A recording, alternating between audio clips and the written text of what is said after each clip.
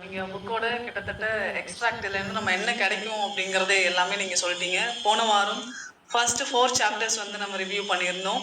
Of course ஒரு புக்கை review பண்ற அளவுக்கான ஒரு பிளாட்ஃபார்ம் ஏற்படுத்தி கொடுத்த நம்மளோட மீனா மேமுக்கு ஃபர்ஸ்ட் என்னோட கிராட்டிடியூட். அதுக்கப்புறமா தான் நான் இதை ஸ்டார்ட் பண்ணணும்னு நான் நினைச்சேன். அஃப்கோர்ஸ் இந்த இயரோட எண்ட்ல நம்ம இருக்கோம். எனக்கு தெரிஞ்சு இந்த புக் ஓவராலா நம்ம இது வரைக்கும் ஒரு 14 புக்ஸ் வந்து ரிவ்யூ பண்ணியிருக்கோம் இந்த பிளாட்ஃபார்ம்ல. அதுல one of the best book அப்படின்னு சொன்னா அந்த ஒன் திங் தான் சொல்லுவேன். இதை ஏன் இந்த இயர் எண்ட்ல படிக்கணும்னு நானும் மீனா மேம் கீதா எல்லாரும் பேசி டிசைட் பண்ணோம் அப்படின்னா, நம்ம ஒரு புது வருஷத்தை ஒரு புது கண்ணோட்டத்தோட அதை அணுகுமுறையா எடுத்துட்டு போகணும் அப்படின்னா, உண்மையாவே நமக்குள்ள இருந்து நம்மளுடைய மாற்றங்கள் வரணும். அதுதான் நம்ம ஆல்ரெடி பார்த்திருந்தோம். அந்த மாங்கோட புக் ஒன்று நம்ம பார்த்திருந்தோம் இல்லையா? இந்த மாங்கு சோல் ஹிஸ்கராரி. நம்மளோட பர்பஸ் என்னன்னு கண்டுபிடிக்கணும். அஃப்கோர்ஸ் பர்பஸ் கண்டுபிடிக்கணும். அதை தாண்டி நாம வேற என்னென்ன விஷயங்கள்ல நம்ம கிட்ட இருந்து மாற்றங்கள் கொண்டு வரணும் அப்படிங்கறத நம்ம கண்டுபிடிக்கிறதுக்கு இந்த புக் வந்து உண்மையாவே ரொம்ப ரொம்ப ரொம்ப ஹெல்ப்ஃபுல்லா இருக்கும்.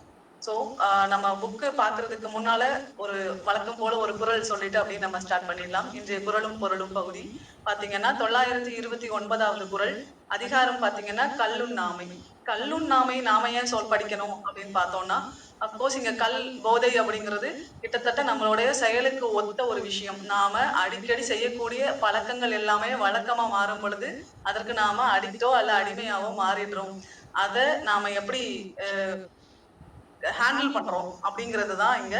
அதை ஒண்ணு நமக்கு நம்மளே ஹேண்டில் பண்றது, இல்ல நம்ம கூட இருக்கிறவங்க எதுக்கோ அடிக்ட் ஆயிட்டாங்க அப்படின்னா அவங்களை எப்படி ஹேண்டில் பண்றது, இந்த ரெண்டு விஷயத்தையுமே இந்த குறள் மூலமா நம்ம கத்துக்கலாம். கலித்தானை காரணம் காட்டுதல் கீழ் நீர் குளத்தானை தீத்துறியி அற்று. கலித்தானை காரணம் காட்டுதல் கீழ் நீர் குளித்தானை தீத்துறியி அற்று. குடிகாரன சொல்லி திருத்துதல் என்பது குளத்தில் விழுந்தவனை விளக்கு கொண்டு தேடுவது போல அப்படிங்கிறது. எஸ், ஒரு குடிகாரனை நம்ம சொல்லி அவனை திருந்த வைக்கணும் அப்படின்னா அதோட எஃபோர்ட் எப்படி இருக்கும் அப்படின்னா, சொல்லி திருந்துறவங்கன்னு யாராவது இருக்கிறாங்களா என்ன? சொல் பேச்சு கேளுன்னு சொல்லுவாங்க, சொல்லிடுவோம். அதை கேட்கிறவங்க கிட்டதான் இருக்கு இல்லையா? அப்போ அந்த குளத்துல விழுந்தவனை விளக்க கொண்டு போய் தேட போனா என்ன ஆகும்? நாமளும் விளக்கு இல்லாம ஒளி இல்லாம மறுபடியும் தண்ணிக்குள்ள நாமளும் போக வேண்டிய சூழ்நிலைக்கு தான் போவோம். அததான் சொல்றாங்க. சோ மாற்றம் இல்ல, ஒருத்தர் திருந்தணும் அப்படின்னா அது அவங்களுக்குள்ள இருந்து உருவாக வேண்டிய ஒரு விஷயம். அதை நாம சொல்றதுனால ஏதாவது பிரயோஜனம் இருக்கான்னு கேட்டா இல்ல. அதுதான் நிறைய பேரு மோட்டிவேஷனல் ஸ்பீச் கேட்கக்கூடிய பழக்கங்கள் நமக்கு நிறைய உண்டு இல்லையா? அப்படி மோட்டிவேஷனல் ஸ்பீச் நம்ம கேட்கிறோம், இல்ல ஏதோ ஒரு விஷயத்த நமக்கு மோட்டிவேட் பண்ணுது அப்படிங்கிறது இங்க எந்த மாதிரி சொல்லப்படுறோம், நான் அதை எந்த மாதிரி பாக்குறேன் அப்படின்னா, ஒரு விளக்கை ஏத்துறதுக்கான தீக்குச்சி மாதிரி தான் நம்மளோட மோட்டிவேஷன் அப்படிங்கிறது. அது வெளியில இருந்து கிடைச்சா கூட அந்த விளக்கு எப்படி ஏத்துக்குது அப்படிங்கறத பொறுத்துதான் அந்த விளக்கு எரியறதும் அணையறதும் இருக்கு. ஸோ மோட்டிவேஷன்ங்கிறது ஒரு தீக்குச்சி மாதிரி தான். அது ஒரு ஃபிராக்ஷன் ஆஃப் செகண்ட்லயோ அல்ல 30 செகண்ட்ஸ்லயோ அணைஞ்சு போகக்கூடிய ஒரு விஷயம். அது ரினியூவபிள் எனர்ஜி மட்டும்தான், நம்ம கூடவே இருக்கிறது கிடையாது. நான் ஏன் இந்த குறளையும் இந்த விஷயத்தையும் இங்க சொல்றேன் அப்படிங்கிறது இந்த புக்கை ரிவ்யூ பண்ணும்போது உங்களுக்கு புரியும் அடுத்தடுத்த சாப்டர்ஸ்ல. ஸோ முதல் 4 சாப்டர்ஸ்ல நாம என்னென்ன விஷயம், கேரி கெல்லர் இந்த புக்கோட ஆத்தர், ஆல்சோ ஜெய் பப்பாஷன், 2 ஆத்தர் இருக்கிறாங்க. 2 பேரோட கோ ஆத்தர் தான் ஜெய் பப்பாஷன். ஸோ இவங்க 2 பேரோட தாட்ஸை தான் நம்ம வந்து ஒன் திங் புக்ல பாக்குறோம். அஃப்கோர்ஸ் இவங்க 2 பேருமே யாரு அப்படின்னு பாத்தீங்கன்னா, கேரி கெல்லர் வந்து ஒரு சக்சஸ்ஃபுல் ஆண்டர்பிரனர்.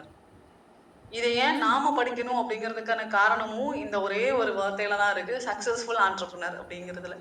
அவரு ரொம்ப சக்சஸ்ஃபுல்லா அவரோட பிசினஸை ரன் பண்ணியிருக்கிறாரு. அதன் மூலமா பிராக்டிக்கலா அவர் சாதிச்ச சில விஷயங்கள்ல இருந்து அதை ஒற்றி இந்த புக் அவர் எழுதியிருக்கிறாரு. அப்படிங்கிறப்போ நாம பிசினஸ் பீப்புளா நாம இந்த புக்ஸ் படிக்கும் போது நமக்கான தாட்ஸும் நமக்கான செல்ஃப் டிசிப்ளினும் நமக்குள்ள வரும் அப்படிங்கிறது தான் இந்த புக்கோட கோர். ஸோ 4 சாப்டர்ஸ் வரைக்கும் நம்ம பார்த்துட்டோம். போன வாரம் வரைக்கும் 4 சாப்டர்ஸ்ல என்னென்ன பார்த்துருக்கோம் அப்படின்னா, பிஸிக்கும் ப்ரொடக்டிவிட்டிக்கும் என்ன வித்தியாசம் அப்படிங்கறது பார்த்துருப்போம். எஸ், ஒருத்தங்க பிஸியா ஒரு நாள் முழுக்க இன்னைக்கு நான் ஜேர்னல் ரைட் பண்றேன், அதுல நாள் முழுக்க ஒரு டூ டூ லிஸ்ட்ல ஒரு 20 ஒர்க் நான் எழுதி வச்சிருக்கேன், அந்த 20யுமே செஞ்சு முடிக்கிறது என்னோட வேலையா, இல்ல அந்த 20ல எது முக்கியமானதோ அத பர்ஃபெக்ட்டா செஞ்சு முடிக்கிறது என்னோட வேலையா? அப்படிங்கிறத நாம ஃபைண்ட் பண்றதுக்கு பேரு தான் பிஸிக்கும், ப்ரொடக்டிவிட்டிக்கும் உள்ள வித்தியாசம் அப்படின்னு இங்க சொல்றாங்க. பிஸியா இருக்கிறது அப்படிங்கிறதோ, இல்ல நம்ம போட்ட டூ டூ லிஸ்ட்ல எல்லாத்தையும் செக் லிஸ்ட்ல நம்ம கரெக்ட் பண்றதுக்கான விஷயமும் கிடையாது. நம்மளுடைய வேலைகள் அப்படிங்கிறது. நம்மளோட ஒன் திங் என்னவோ அத செக்ரிகேட் பண்ணி, அதுல சிறப்பா செயல்படுறதுக்கு பேரு தான் ப்ரொடக்டிவிட்டி.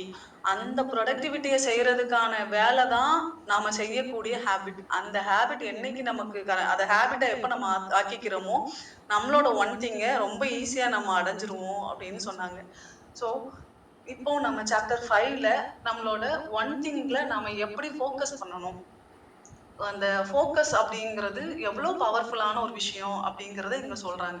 சரி, அததான் கீதா மேம் சொல்லியிருந்தாங்க. மல்டி டாஸ்கிங் பண்றத இன்னைக்கு பெரிய விஷயமா பேசிக்கிட்டு இருக்கோம் அப்படின்னு சொல்லிட்டு.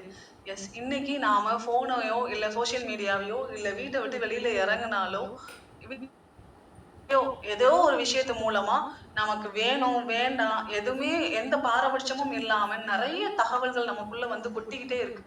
ஒரு டிவி ஆன் பண்ணா நியூஸ் சேனல்ஸ்ல நெறைய தகவல்கள். இங்க அது நடந்துச்சு, அங்க இது நடந்துச்சு அப்படின்னு சொல்லிட்டு. அதே மாதிரி இப்ப நீங்க Instagram ரீல்ஸ் ஓப்பன் பண்ணீங்கன்னா, ரேட்டிங்ஸ் ஒரு ஒரு ப்ராடக்ட் பத்தி, ஒரு ஹேர் கேர் பத்தி ஒரு 10 ரேட்டிங்ஸ். இதெல்லாம் நமக்கு தேவையான்னு கேட்டா, அ ஒரு சில பேருக்கு அது தேவைப்படலாம். சில பேர் நெறைய பேருக்கு தேவைப்படாமலும் இருக்கலாம். ஆனா, தேவையற்ற நெறைய தகவல்கள நமக்குள்ள நாமளே தக்க வச்சுக்கிறது. அத அத கேட்டு, அத பத்தி யோசிச்சு நம்மளோட மூட ஸ்பாயில் பண்ணிக்கிறது அப்படிங்கிறது நெறைய நடந்துகிட்டு இருக்கு. இன்னைக்கு நியூஸ் சேனல்ஸ் பார்க்கிறவங்களுடைய மனநிலைமை எப்படி இருக்கு அப்படின்னு கேட்டா, அ ஒரு மாரி ஒரு அர்ஜென்சிலயும், இல்ல எமர்ஜென்சிலயுமே நம்மள வச்சிருக்கிற மாரி பிரேக்கிங் நியூஸ் இது எல்லாமே நம்ம பார்க்கிறோம். இல்ல?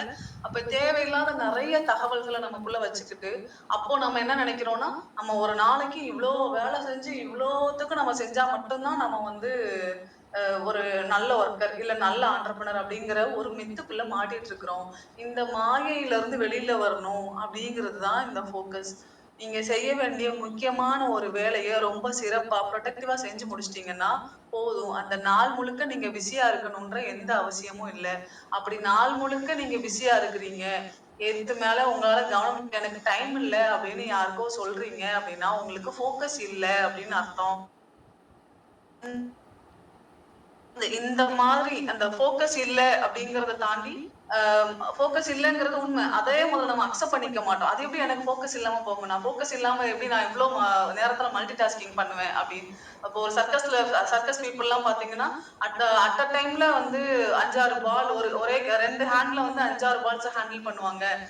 ஒரே டைமிங்ல வந்து மேல இருந்து கீழ குதிப்பாங்க. அட் த சேம் டைம் கீழ இருக்கிற பால் வந்து அட் அ டைம்ல மேல போகும். இதெல்லாம் மல்டி டாஸ்கிங். இதெல்லாம் திறமை தானே அப்படின்னு நம்ம சொல்லுவோம்.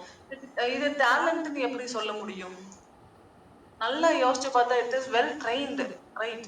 நம்மலாம் ட்ரெயின் பண்ணப்பட்டிருக்காங்க. அந்த வேலைய அந்த நேரத்துல இதெல்லாம் சேர்த்து செய்யறதுக்கான ட்ரெய்னிங் அவங்களுக்கு குடுக்கப்பட்டிருக்கு. அத அவங்க சிறப்பா செய்றாங்க.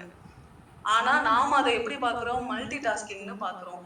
ஸோ ஒரு வெல் டேலண்டட் பெர்சனுக்கும், வெல் ட்ரெயின்டு பெர்சனுக்குமான வித்தியாசங்கள நம்ம புரிஞ்சுக்கணும். அதுதான் இங்க சொல்றாங்க. நீங்க ட்ரெயின்டு பெர்சனா, டேலண்டட் பெர்சனாங்கிறது நாம செஞ்சு முடிக்கக்கூடிய வேலைகளினுடைய ரிசல்ட்ஸ்ல இருக்குது.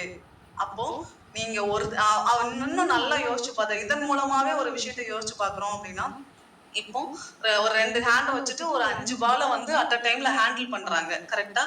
ஆனா அந்த ஒரு ஹேண்டுல ஒரு பால தான் ஒரு நேரத்துல புடிச்சுக்க முடியும். இல்லையா?